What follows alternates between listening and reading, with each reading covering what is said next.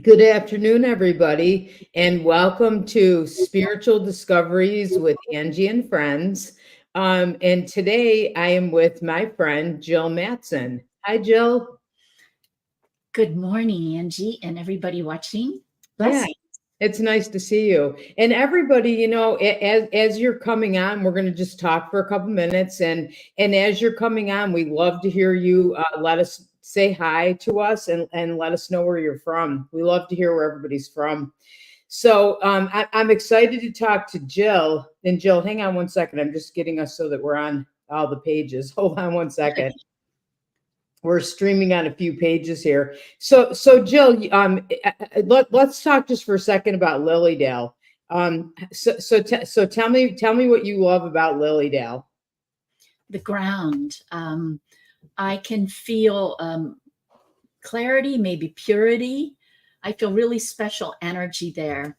And I have a theory that it's also linked to the weather. Like if you notice the countries that are most happy, they're like Denmark, Finland, northern countries. They're not the Middle East or the countries, with equator. They're in the colder countries. And I think what you find with the colder weather is that it purifies and releases some of the anger, maybe, if you want to call it that. And sorry. That's okay. I know probably it'll happen to me next, probably. Well, anyway, so I think it purifies and releases energy. And in this area, it's much colder than, let's say, Buffalo, in the epicenter of the area, because I live very close to Lilydale, but they're colder quite a bit. Oh, I didn't know you were right near Lilydale. Oh, okay. I'm 20 minutes out. Yeah. Oh, I didn't know. Oh, you're nice and close. I thought for some reason I thought you lived a ways away. So you feel like that, like the energy that the weather has something to do with like the energy of a place. And the lake on the mountains, because the elevation of Lilydale, I live near Chautauqua, and Oh, it's it's beautiful. higher than Lake Erie. And you'll find like the Native American Indians would make sacred space, energy that's up. It somehow creates higher frequencies with earth energies. And then when you have people who go and pray and are spiritual, they also leave energies in the earth, good or bad. And so when you have a spiritual place, you can feel that. So would you say, because as you're saying that, that's interesting because I always think like when you go to the stump in Lilydale, there's something about the energy there. Like I know for me, like to give a public message, I almost feel like I'm there and I feel like I'm transported or something. I just don't even remember what I say. So is that because of all, yeah, go ahead. Yes, and it works both ways. Go to Auschwitz and be prepared to be horrified because the energy leaks into the ground and its frequencies. I wrote a book called Home of Power because I started hearing frequencies from odd things like clairaudience, I guess. So, like from shapes, colors, and like if I do a war memorial, I mean, I'm a basket case because the pain, not just of what it represents, but the pain of mourners or people that have lost loved ones. It just sinks into the ground and you walk by and you suck it up.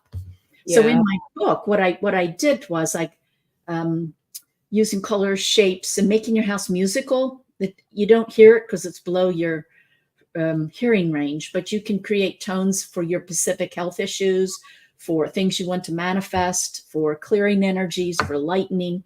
And it's about it amounts to managing earth energies, earth currents, electromagnetic currents that are man-made and bad, managing them. And then colors, shapes are musical, not in our hearing range, but Yeah. like pyramid creates a different frequency matrix or song, if you will, than a square. So you're kind of saying that because my next question was going to be, so how do we clear those energies? Because you're right, I know what you mean. Like I remember looking at houses, and I could walk in a house and you could tell, the energy wasn't good in that house. I don't know what happened, but I Mhm. know I didn't want to buy it just because of that feeling. And the one I bought was I walked in, and it's like this place feels fantastic. So how would we clear that? Like say house Well, spiritual. you can clear it with shapes. You can clear it with numbers. You can clear it with colors.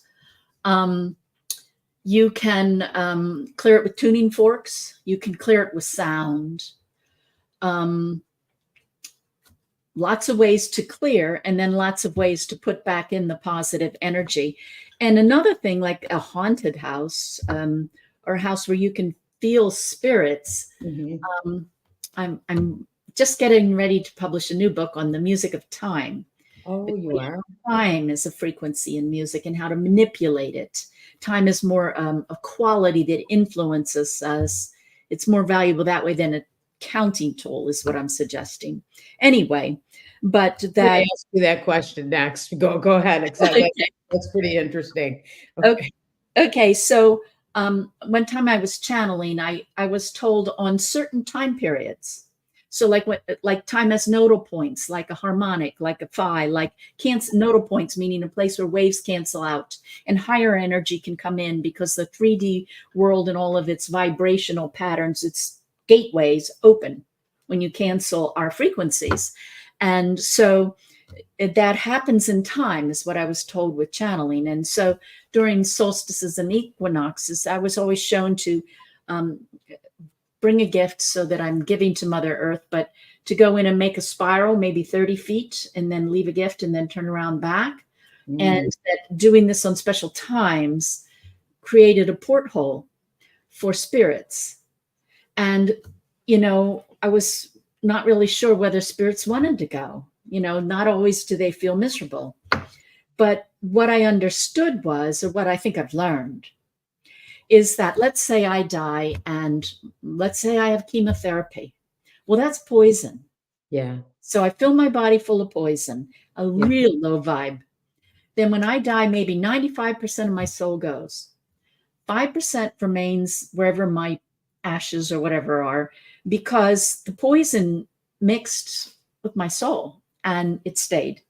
Okay. It's a ghost. Hence, people cry at the Vietnam War monument because they've lost their loved ones, and then that energy stays right there. Yeah, that makes a lot of sense, because you do feel it. That's true. I went to the one in New York City, and I cried just kind of standing there, and actually the memorial is really, I don't know if you've seen it. It's nice, but you can feel it. So that's what you're talking about, right? Right. So when that sadness leaves the ground, it comes back to its owner. So it's like, if I go to a place where I was buried in a former life, let's say I had Auschwitz. Okay, let's say I was Auschwitz. I go there and I do that little ceremony. That part of me comes back to me. Oh, okay. So if you were in house, that's interesting. A bigger group, more connections, more. Yeah. So you mean, so if I was a house switch in a past life, which I feel like I was, or part of that, I've had so many dreams or regressions about it, and probably a part of my soul is still there. Yeah. And so maybe like on an equinox, just have your intent and see yourself spiraling in, and maybe giving a gift to Mother Earth, or just a loving feeling, and see if you can't collect yourself. When you do it, like let's say you have a haunted house and you do it, it's remarkable how different it feels. Like animals will come in, and in some places got a lot of spirits. I find that it's musty, and the owner can clean it within an inch of its life, and it never feels clean. It just feels sticky, musty. And once you do a clearing with the spiral on time nodal points, it feels translucent. Yeah, like all of a sudden. Now, when you're talking about clearing with shapes, what do you mean by that? Okay. Inside this little jar here, there's going to be air currents, and they're going to bump off the insides, the shape inside this, and they're going to create a certain pattern. This shape is always going to create the same pattern. And, like a perfect pyramid will always create the same pattern. Science says, and I don't know if I have this perfect off my memory, but I believe you heal wounds faster. Your immune system's boosted. Some diseases are lessened. I mean, scientists go in and have a laundry list, about 8 to 10 things that they've studied that improve if you're inside a pyramid shape. And that's just the wave interference patterns, the air, if you will, directing certain currents. And certain currents or energy currents or people currents or emotional currents, they're positive or negative. Now, we can assign good and evil, but I think it's easier to just look at them as positive and negative. So, it's like you can even get a dowser rod and measure your house, so you can see where the earth currents, and there's earth currents, and they'll like lattice across your house and your home. And on the intersection, you have a double negative, a double positive, a double negative, double positive. There was a study in Europe where they showed under the double negatives, they went to a place where a cancer institute, and they studied the bed and the favorite sitting place of every cancer patient. And 100% of them had double negatives under their bed or their chair. Oh, wow. And that you can tell, is that like with the rods? I remember learning that in fellowships, and you could really find stuff. It was amazing. So, so you're saying do something like that and find I out where that in my book. And then I also have a chapter on biogeometry, kind of friends with Kareem, Dr. Kareem, but he went into Egypt and got into radiothesiology, which is ancient dowsing. And they take dowsing to new heights. Currently, dowsing is finding a current or not. So that ancient art will divide it into positive and negative components. So you're getting the little tiny qualities of a subtle energy current, and then you can manage them, and you can dowse with shapes. And there's many methods that I show in this book, Home of Power, how you can just move things around your house, and even like, make a map of your house, move things around, maybe even on a piece of paper first, and then get your pendulum out and measure which ones are healing. Wow. How to move this or how to move that to reroute the energy currents. And then I even go into this book because you can, things like a love relationship, abundance, career goals, more friends. You can take goals like that and put them in your house's energy. Wow. And the deal is when you radiate, everything you want's within. It's an illusion. We're always grabbing out and pushing it away, but it's within. Yeah. So you create all this energy within of what you decide you are. Yeah. I like how you said that. I agree with both those things, and rerouting the energy is pretty interesting because kind of what you're doing. So if you have, like, say, some kind of negative energy in your home, what you're doing is kind of rerouting that. Or would you when you say that, I think of that as like stagnant energy, or it kind of feels like it's stagnant, or maybe two double negative energy things, or maybe something bad happened there. So there's different ways, like, I use like tuning forks to go in and clean out the pathways and the closets. And then and when the energy lightens up, the room is different. And so that's one way of doing it. Another way is to move things. Like the thing about the earth currents, you can move them, but they're pretty stubborn. So it's usually, and so if it's my bed and I don't have a place to move it, I'll modify different things around, or move the bed a foot, move my favorite chair a foot. And that makes a difference, because you know what, I noticed that when I do that, and I don't do it for that reason, but I'll do it because something doesn't feel right to me. It'll change the whole energy. And that's even like I'll move my knickknacks around or something, or give your house a good cleaning, and all of a sudden it's different. So so you are actually changing the energy with that. Yeah. Yes. Probably like when you talk about tuning forks, I want to ask you about sound, because I know that you do a lot with sound, but you should probably go around your house with tuning forks from time to time anyway, right? Yes. Just to keep things fresh and clear. Yes, absolutely. So Because we don't think about it, but it's like a frequency machine affects us every second we're in or in that space. yeah, It's like a constant drip. It's not like you go to the massage therapist and you get a really good treatment for that hour. I mean, you're creating a space that's going to deliver all the time.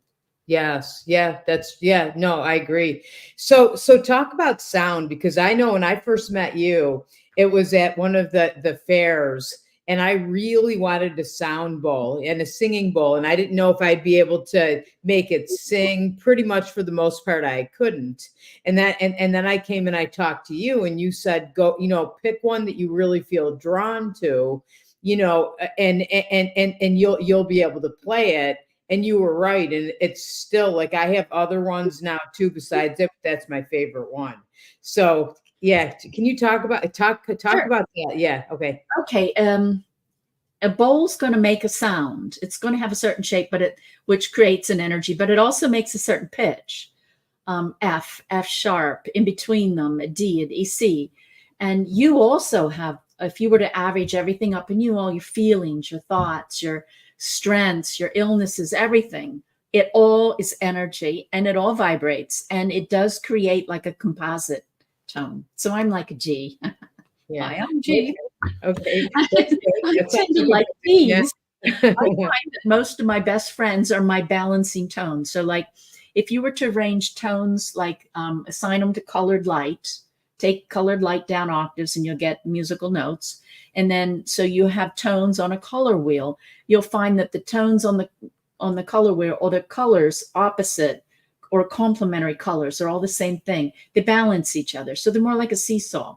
So if you're a D, then you're going to probably most of the time have too much D, and you're going to be attracted to a G, because that's the other end of that seesaw. So it's almost so that's interesting too, because you meet certain people that you just kind of are in sync with, and that's probably why. So how do you know? Like, how do I know what I am? Well, let me see. I have that in my books too. I have that in Secret Sounds. I think I have that in that one. Anyway, there's many ways. Okay. You can do it with science. You can go into a hospital and they can measure your tones. Some hospitals. You can slide your voice from the highest to the lowest and try to find about the average, and then have a piano nearby to figure out what the key is. Oh, okay. You'll find that you resonate with you. So like if I'm a G, and because I'm creating G's, the predominance of G's. So if I start to sing a G, the singing resonates with my body, and energy's exchanged on the same note. And so it amplifies and gets louder. Okay. So if I'm going, ooh, and I do it slower and kind of tune into my body, I'll do it like, ooh, there's going to be a little bit louder on the tone that's me. Yes, that's interesting. And I almost wonder, because as you were doing that, I won't do it because I have a terrible singing voice. I love to sing though. I don't care. But you can feel, because you could feel the vibration as you did that. I could feel the vibration in my body. So probably if I broke that down, it was kind of, you got about a third of the way through and I felt that. So I wonder like if that's a part of it too. So that would be like a tone I'd want to work with then, right? Yes. Yes. Another way to do it, and again, I have this in, quite a few of my books, but the work is of Sherry Edwards, and she calls it a note correlate chart. So she just has the note, things in your body that are same frequencies, emotions that are same frequencies. And then the ancient Sumerians coordinated or linked musical scales to the zodiac tones. Mm-hmm. So you would have like Aries B, C, and then, Taurus is C sharp, Gemini D. So you kind of go like a clock. The tones get a little bit, higher in pitch. Yeah. You make a chromatic scale.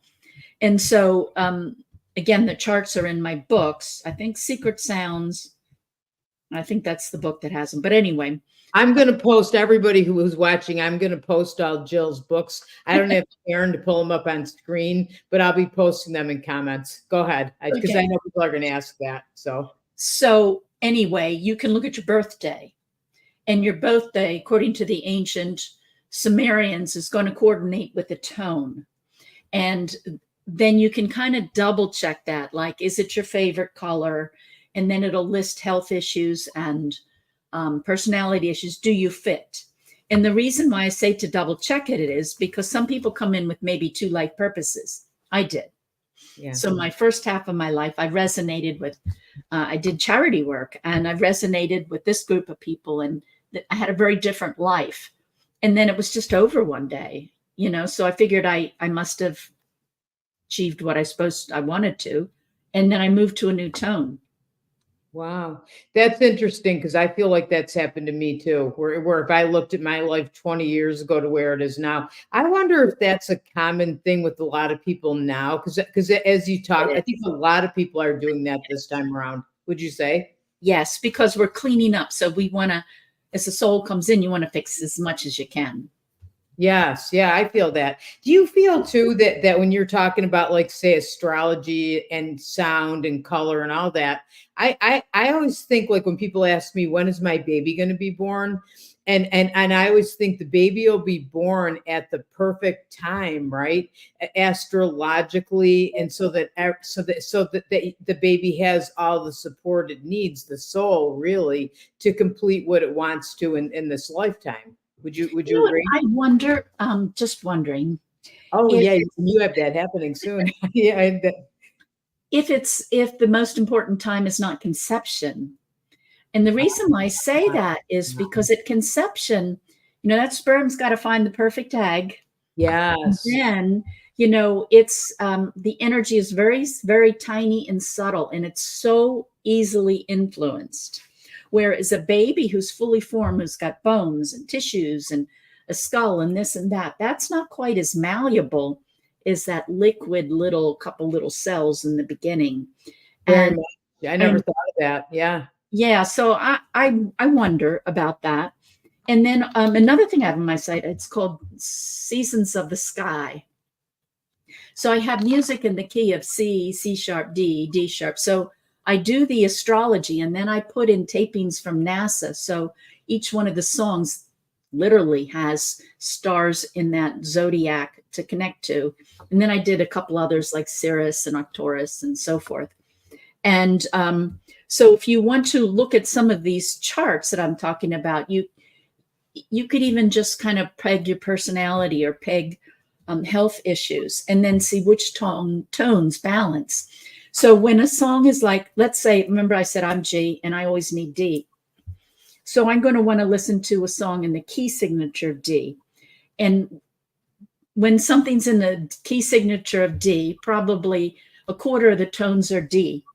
And maybe 85% of the tones are going to be in the chord of D. Mm-hmm. So when you listen to something in D, you get a lot of D. So Right. That's why people say key signatures for people who aren't musical.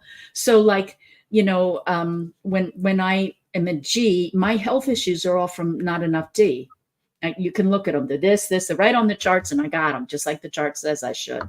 And so what balances that up, is the tone across the chart.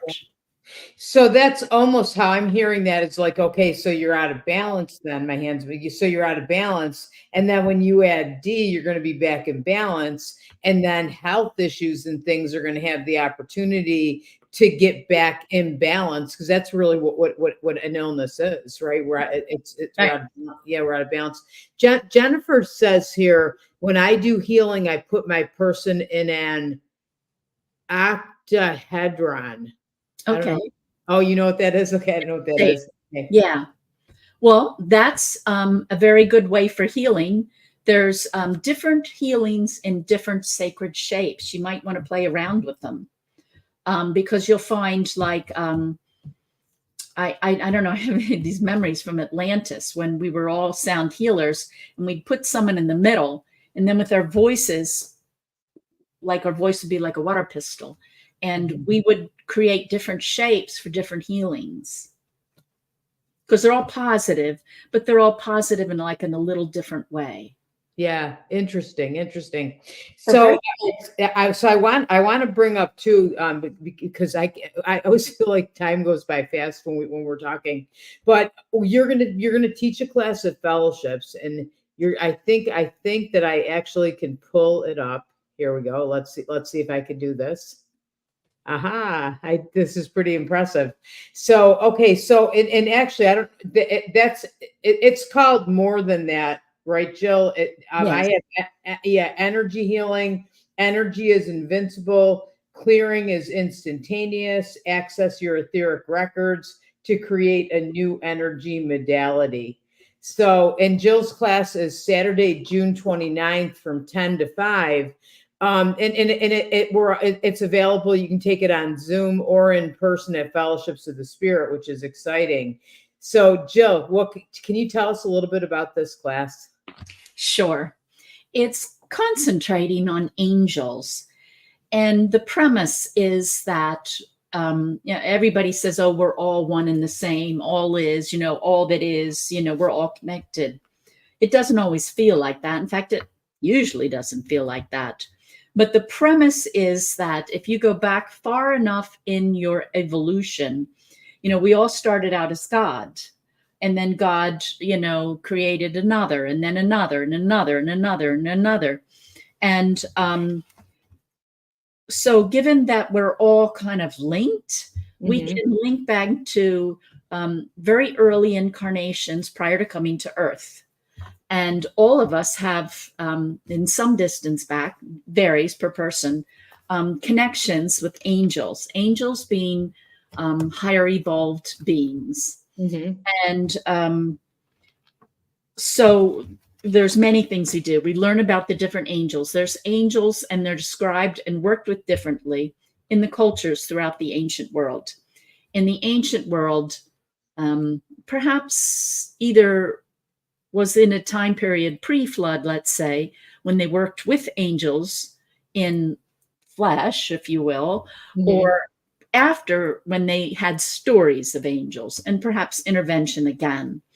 So I kind of go and grab the different ways that they work with angels. And I'm just going to highlight two things from the class. Okay. There's many things to highlight. But anyway, one is working with your etheric records, your Akashic records, going back far enough until you were related with an angel, were an angel, let's say.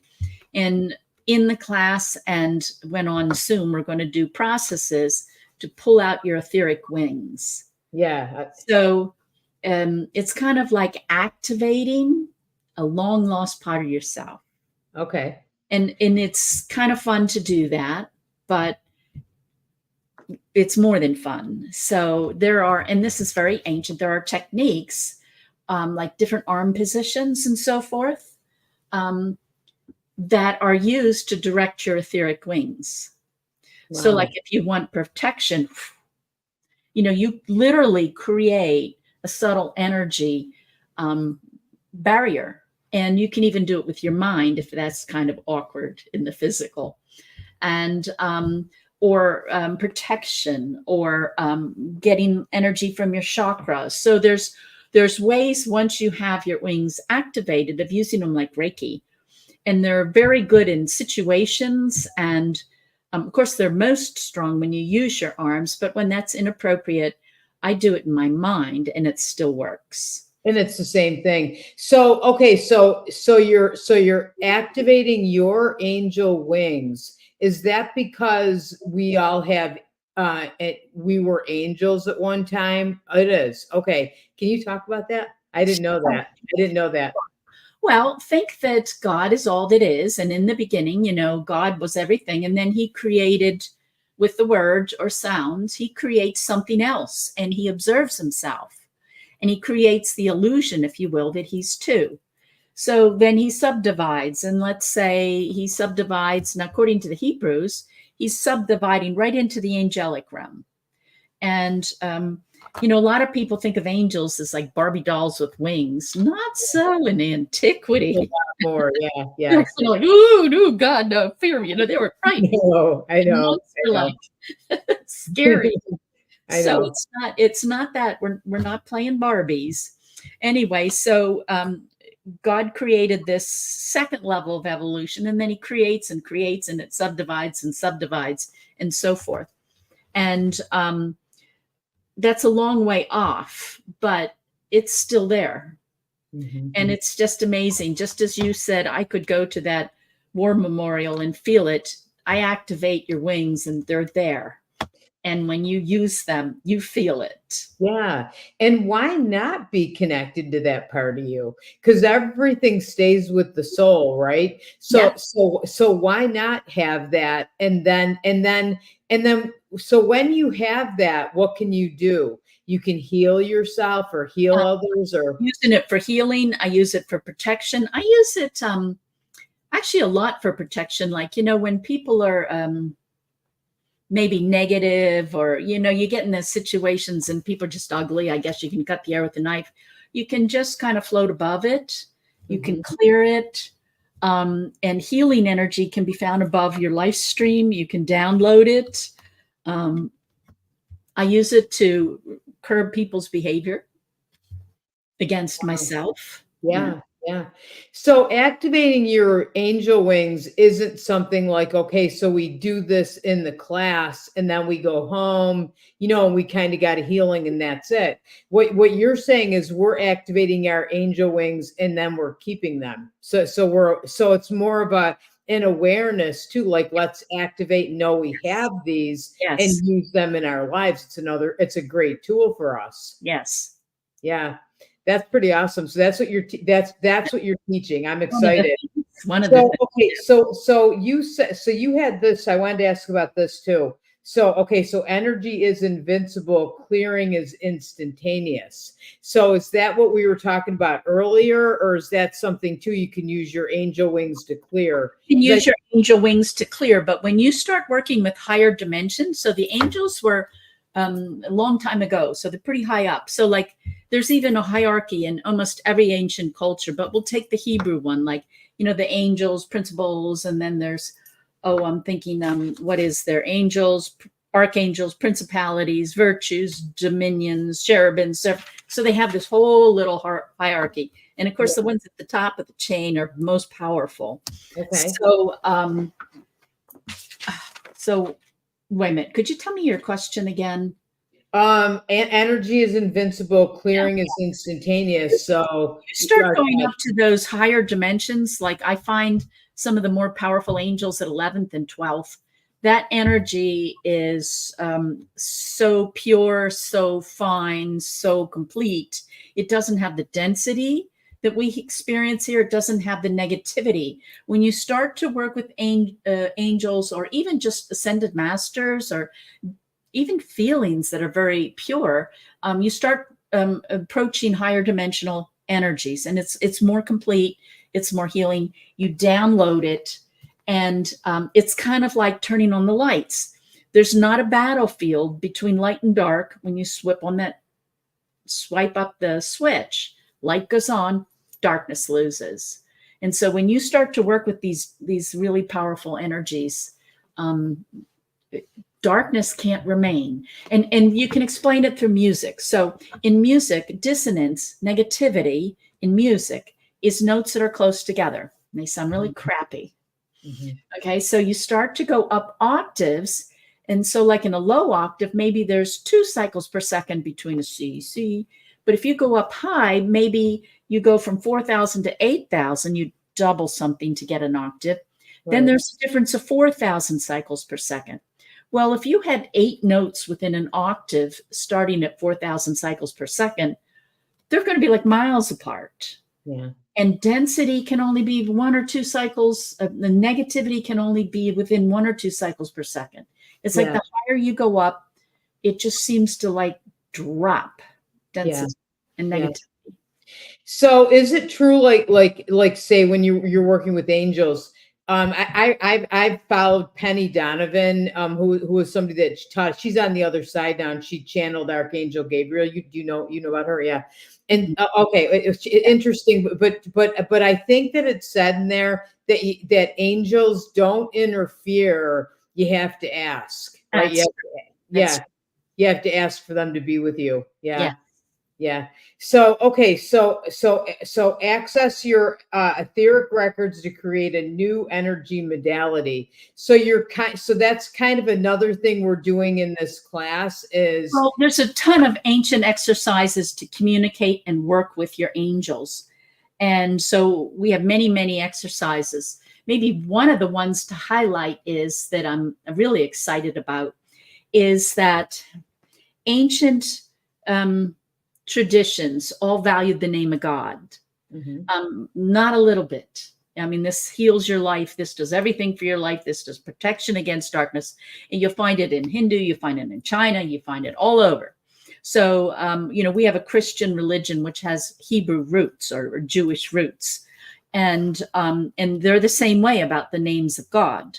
So they believe that the names of God, there's 72 of them, and they come from the Old Testament. They were encoded, and they write them with their Hebrew letters. Now, ancient languages just aren't the same as modern. They're called languages of light in many traditions.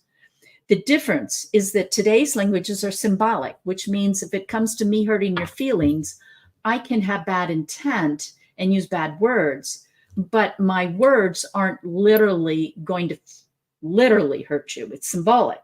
Yeah. So we're taking, it's kind of like as we evolved into matter, somebody took our dangerous toys away and we got a language that's weaker. But you go into the ancient languages like Ben in Egypt means walking straight. You reverse the letters Neb and you're walking backward. It's not symbolic. It is the energy of what it is. So like if you have a drum and I go underneath and I go, Om, then the Sanskrit, if you put sand on the drum, it'll start to shake when I sing, go out to the edge, come back in, pile up and kind of cancel out. It'll create the Om shape. Oh, The Om really? letter. Yeah. Really? Really? Because the And on a drum, you do that, and wow, I have to do that. Mhm. Wow. Okay, That's go how ahead. they tuned ancient gongs in China on what Wow. shapes they created. So it's called cymatics. It's science. The stuff vibrates, goes out to the end, but depending on the pitches, it's going to come in different angles. And certain sound patterns are going to create representative images. Wow. So you think about a race of people that are telepathic. It's a much deeper communication than this. Yeah, So yeah. it's kind of like you and I aren't going to get out our phones and text now because we're talking. It's better. Right. You're telepathic. You're not going to bother talking with words because it's cheesy, kind of like a text. Yeah. So why would they use language? Yeah. Well, they were Yeah. creating. It was purpose driven. They were forming. They believed in their power. So there Yeah. wasn't the time lag between they create and it forms. So anyway, the Hebrews would say the world was created with the 22 Hebrew letters. And you'll find a similar story in ancient American Indians and all over the world, creating with sound. So I found a way, I found two ways actually, of taking the ancient symbols and translating them into sounds. And so you can look at languages and also with the angels in Hermetic magic, Egypt, papyrus, the pagan white magic, you'll find the angels have sigils like sigils. Yeah, you were saying So each that. angel has a shape. You can get Yeah. online and find it, and you can buy jewelry in it because the shape is the energy of the angel. It's like if you imagine your mom sitting next to you, feel a tiny bit different. Yeah. Imagine her not there. That's true. Yeah. So Yeah. you wear this sigil, and there's the angel. And the angel's energies with you. Yes. Is that why, like, I always think about the Om sign, the Correct. Om. So was that created somehow like that? Like what you're, okay, it was. Okay. Om and the Hindu thing for Om, they're the same energy, not symbolic. Yeah. Well, Wow. symbolic too, but also the same. And then when you wear that, because so many people do, right? They want to have that Om sign. Like, I mean, you see that a lot. And they wear that so they get, and then that energy's with them. Yes. And the Wow. same with the sigils.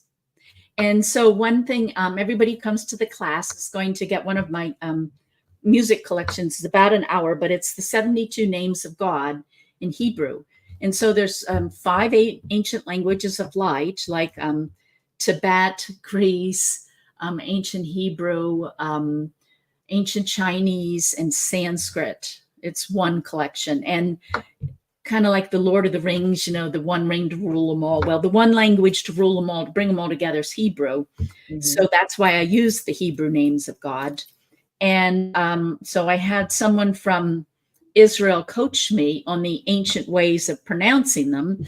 And then I was able to do a converter and translate them into tone. So you have the sigil, but the sigil is going to bum, bum, bum, bum. It's going to have a tonal pattern.